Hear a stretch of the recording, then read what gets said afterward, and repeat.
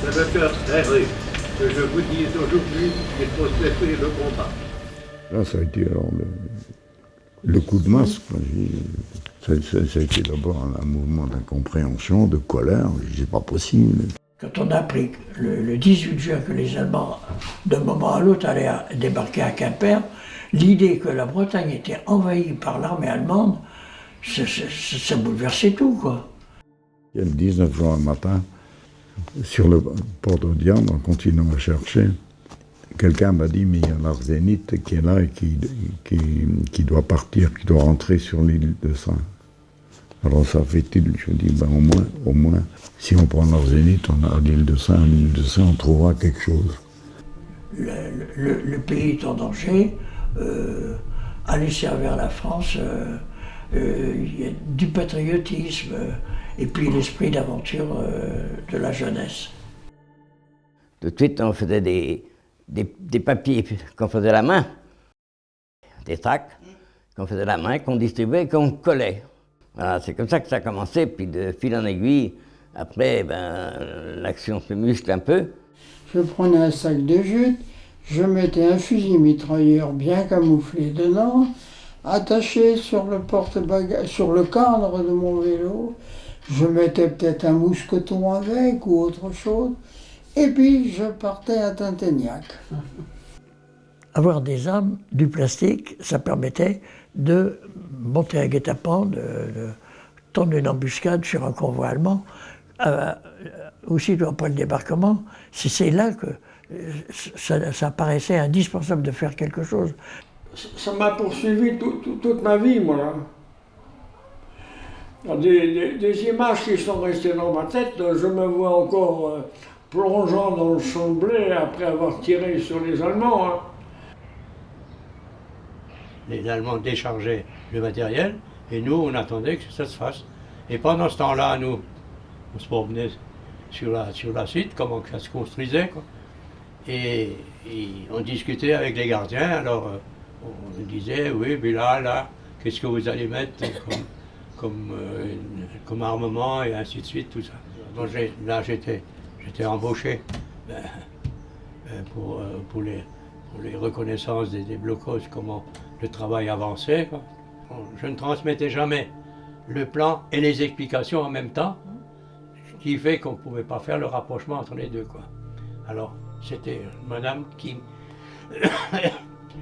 faisait l'agent de liaison, si tu veux.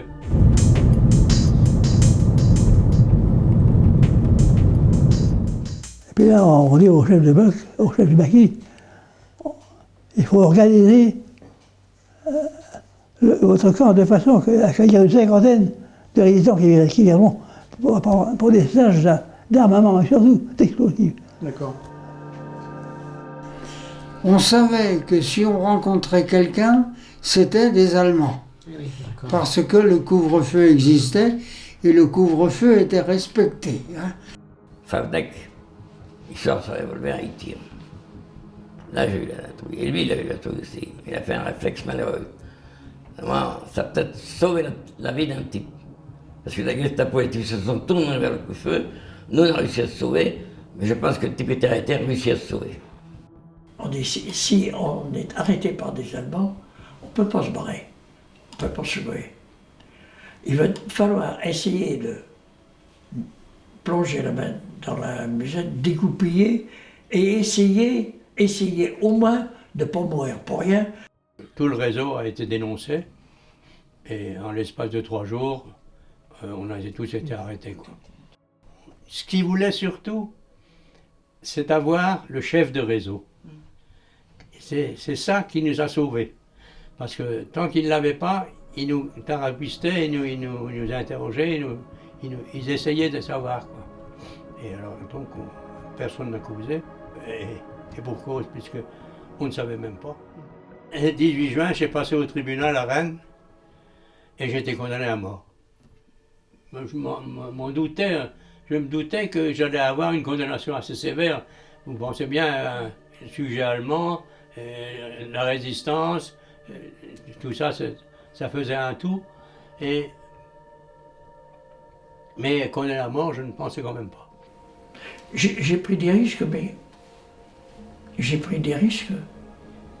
mais en prenant ces risques, je sais que je mettais ma femme en danger.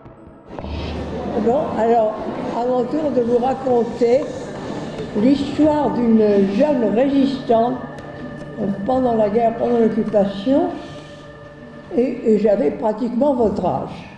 Toute la côte est extrêmement surveillée par les militaires allemands qui contrôlent nos papiers, mais la petite jeune fille passe bien, j'apporte des renseignements, j'aide les évasions, c'est ma tâche d'agent clandestin secret.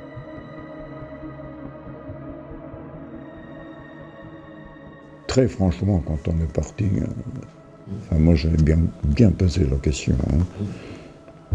Mais on est parti sans aucune certitude de revenir. Hein.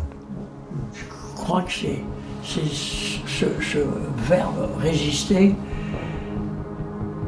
c'est indispensable.